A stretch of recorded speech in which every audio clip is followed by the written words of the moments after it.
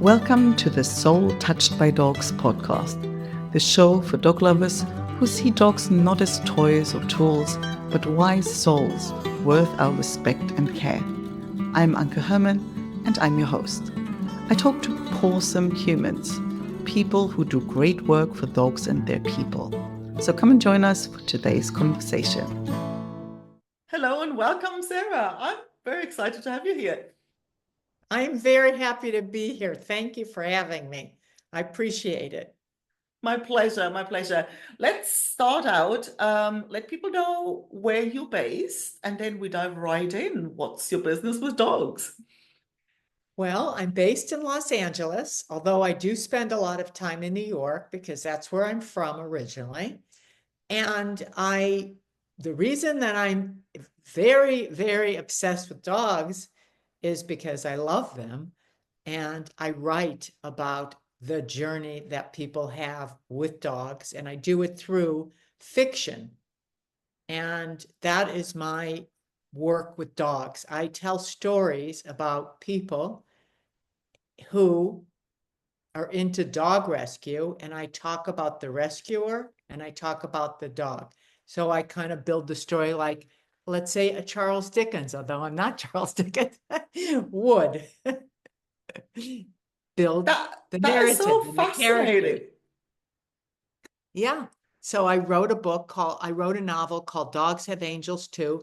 And I wrote it a long time ago, actually. And it was based on a stage play that I had done and written and workshopped in New York.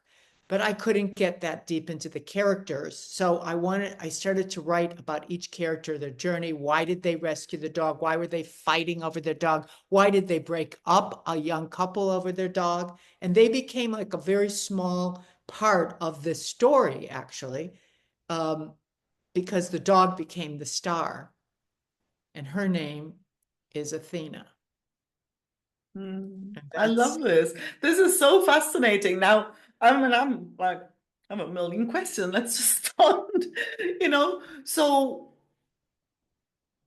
like, Okay. where does, I mean, first of all, if like around the rescue piece, like, or have you rescued, or what's your involvement with rescue to even kind of like even have this as an idea of a topic?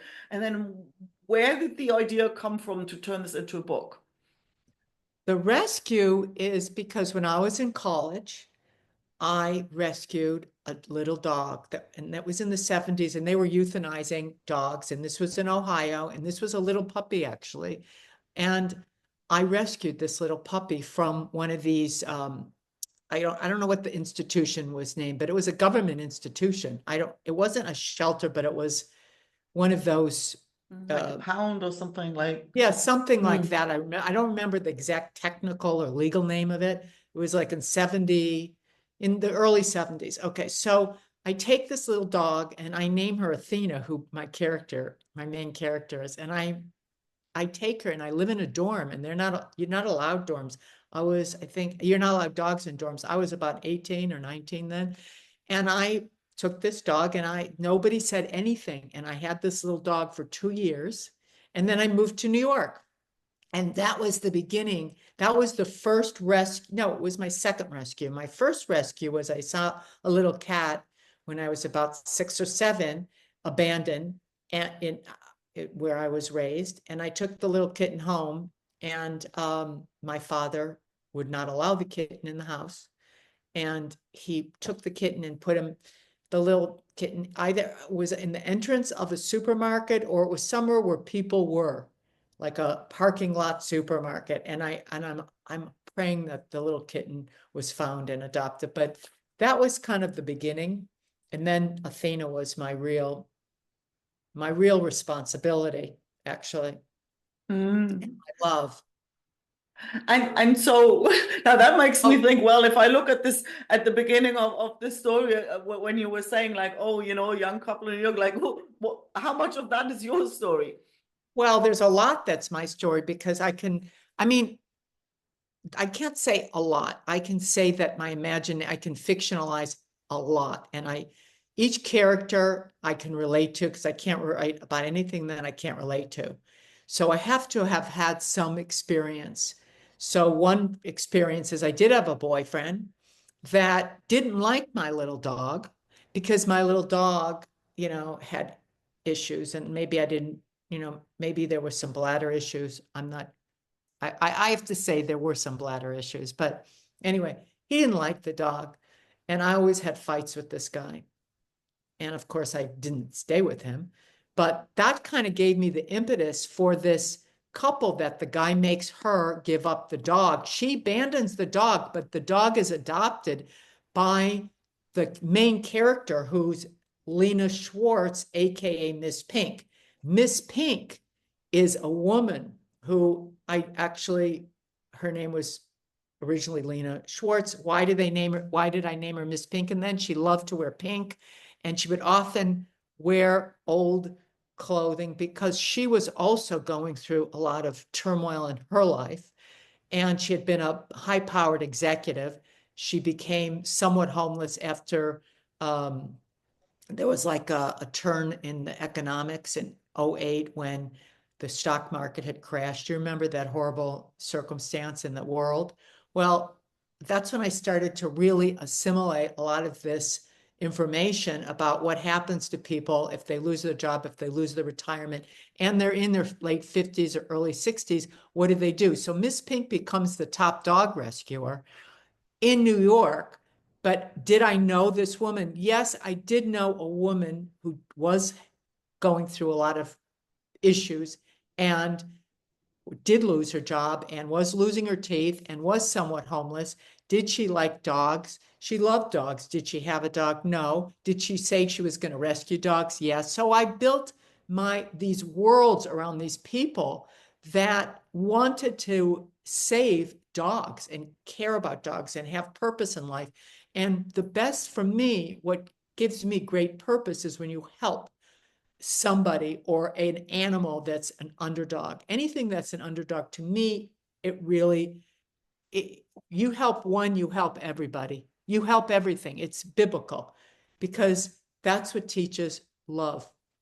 And so I built this book based on so many different parts of my own professional career, my writing, characters I met.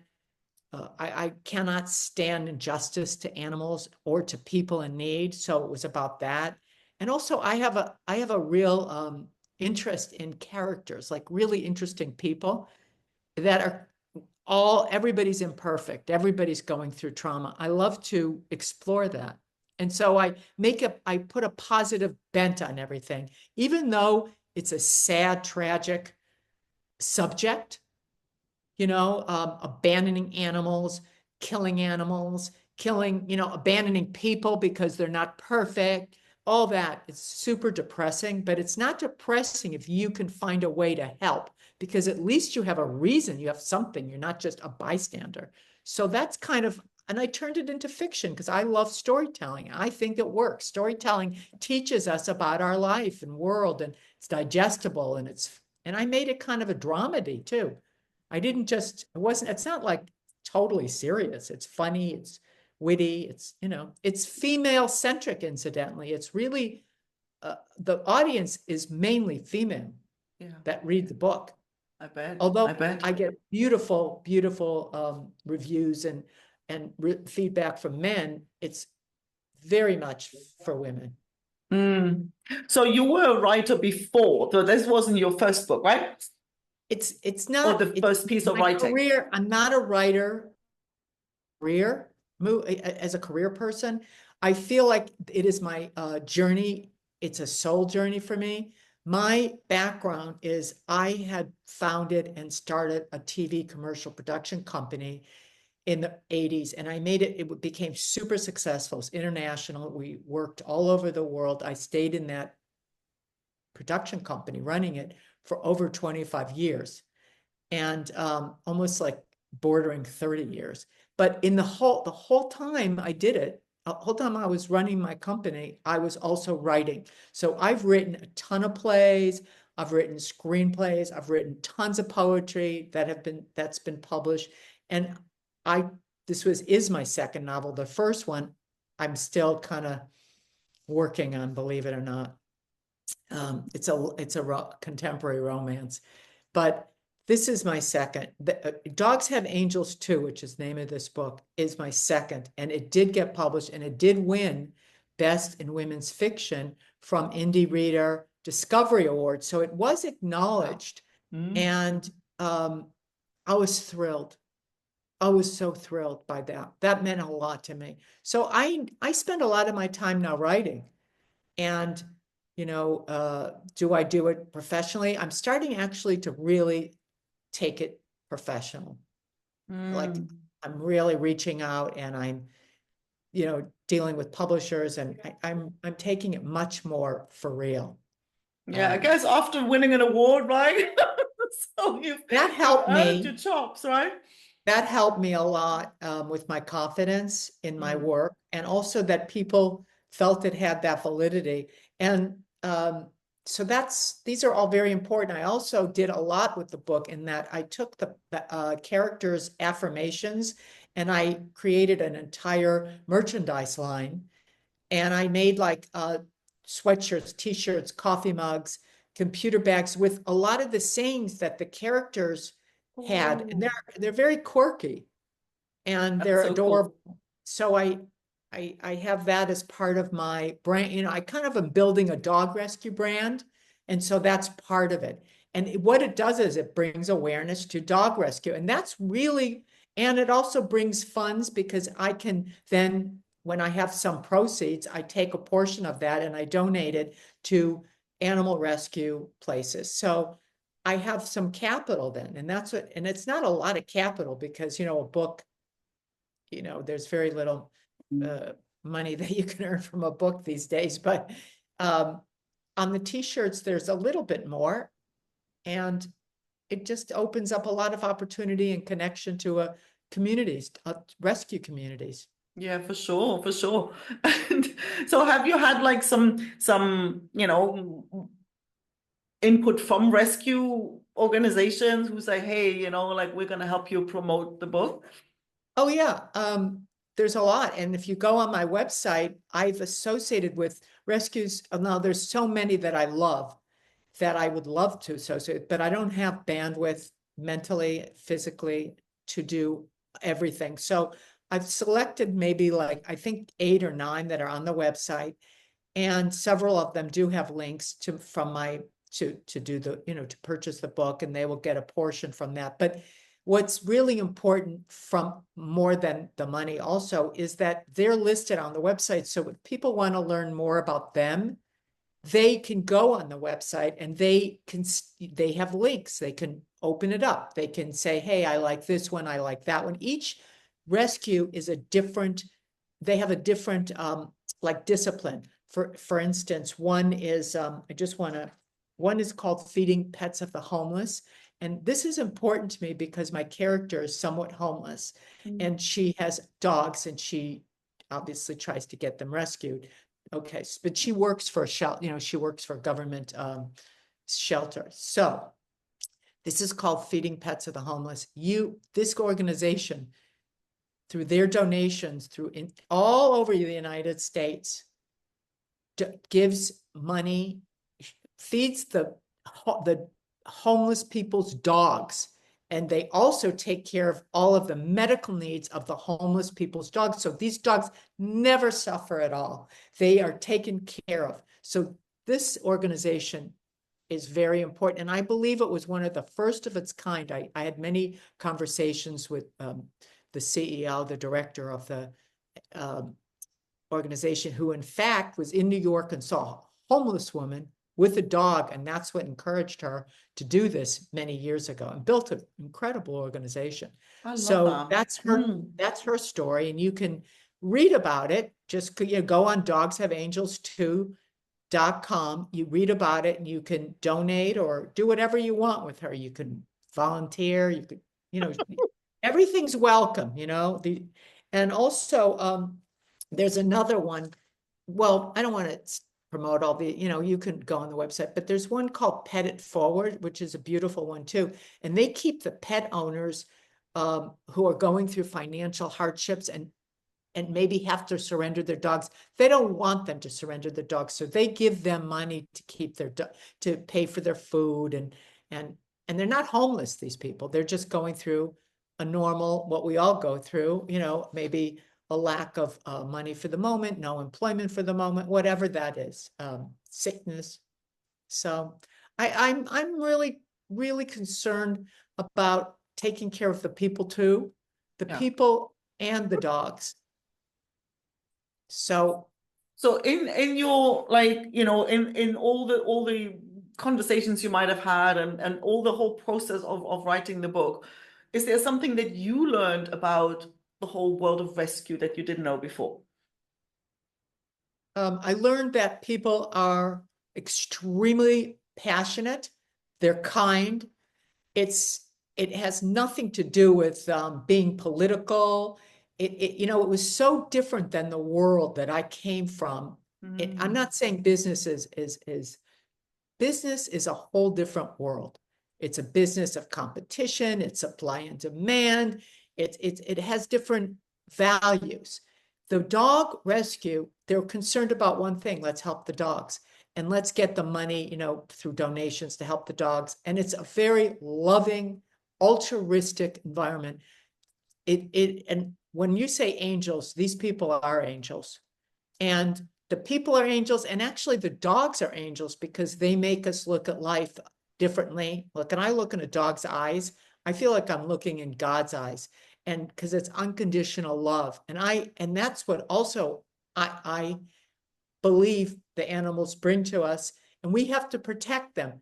Like we have to protect anything that can't take care of itself. It's when we are the ones that have to be responsible, we have to really truly be responsible. And we cannot be cruel. We cannot be cruel, and there can't be commercial value put on all of this.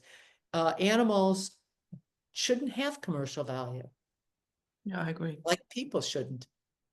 So So true. anyway, that's a kind of, I touch upon that in the novel, but I do it in a very entertaining way. I'm absolutely, in the novel, they close down puppy mills and they go after them.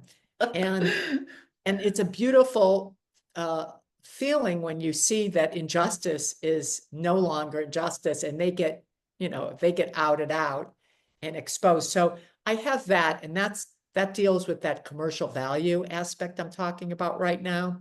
Yeah. That animals have, their well-being has to come first. So that's what I learned.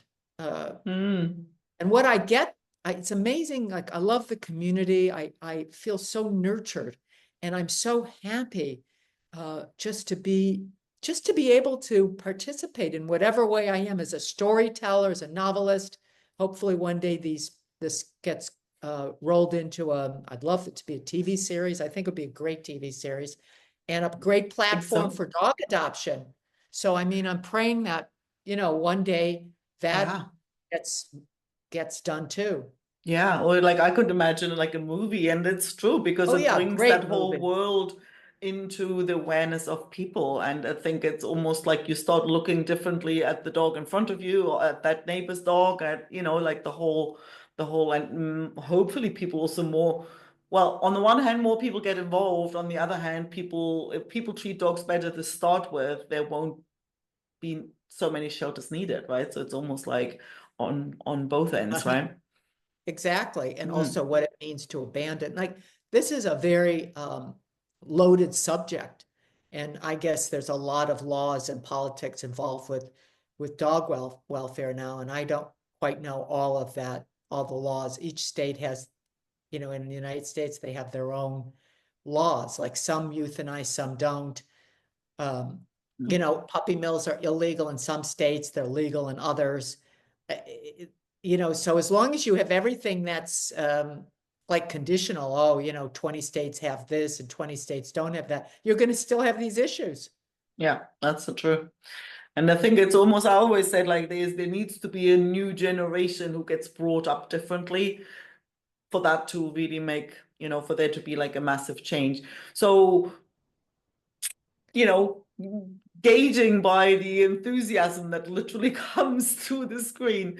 Do you have like another idea, like an idea for the next book or something like that? And Well, what will be the focus there? well, first of all, I've been writing a lot of short stories about animals. One's called Crate Me Not.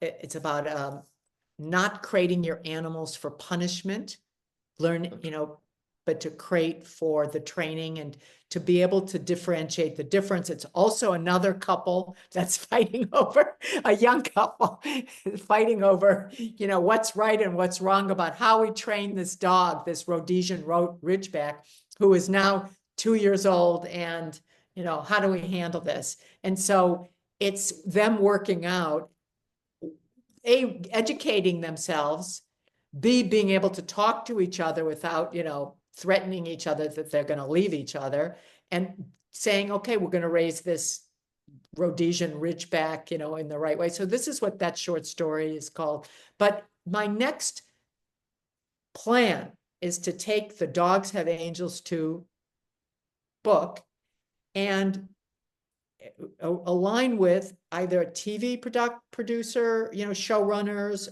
or producer in film, feature film length, or an actor that wants to align, that has a rescue, that has the capability to, raise money because their box office. And that's where I want this to go. So all of my focus now is trying to get this into a visual medium, because the book is so visual. Yeah. And that's really where I'm at right now. Ooh, it sounds so exciting, and I love that it's packaged in this entertaining way, because like it's more memorable like that. It's not kind of dry and yeah, it just, and I have to admit, like, I got sucked into into this story, like it's one of those books that you just like watch it, because you're not going to be able to put it down. So Yes. Oh, yeah. so definitely, Thank you. definitely. And so where can people go to find out more about you, to find out, to get the book, to get a sample of the book, and anything else you're up to? Well, okay, the website is dogshaveangels2.com. You can sign up to the email list. You can buy the book, either print, you can do an ebook. You can, but if you go to the site, you're going to also have a whole story about, you're going to have the beautiful merchandise that has these really cute dogs and little affirmations. You can order coffee mugs, you can do whatever, it's a bit of a storytelling site. So, and then you have the rescue information there. So I would say that dogshaveangels2.com is your best bet. You can do everything from there. You can order, the book directly from the author. You can order it through Amazon, but do it on the website, because I think you're going to get a really nice feeling by going to the website. It's positive, it's sweet, it's adorable, it's quirky. So that's what I can suggest. And I Awesome. thank you. That sounds delightful. And I just love it when, I always say, like, magic happens when passions merge. And like in your case, like two really big ones have merged in the most delightful way. So thank you so much for sharing, for coming along and introducing us to this fabulous work. So thank you. Oh, I so appreciate that you have me on your podcast. Thank you, and thank your audience very much. God bless. Thank you. Thank you. Bye. Thanks so much for listening. If you enjoyed the episode, don't forget to subscribe and leave a review so other dog lovers can find the show. If you haven't already, head over to soultouchedbydogs.com and sign up for weekly doggy cuteness, tips, recommendations, and personal stories to warm your dog-loving heart. And if you know a awesome human you think I should interview, I'd love an introduction. Email me at Anke, that's ANKE, @soultouchedbydogs.com.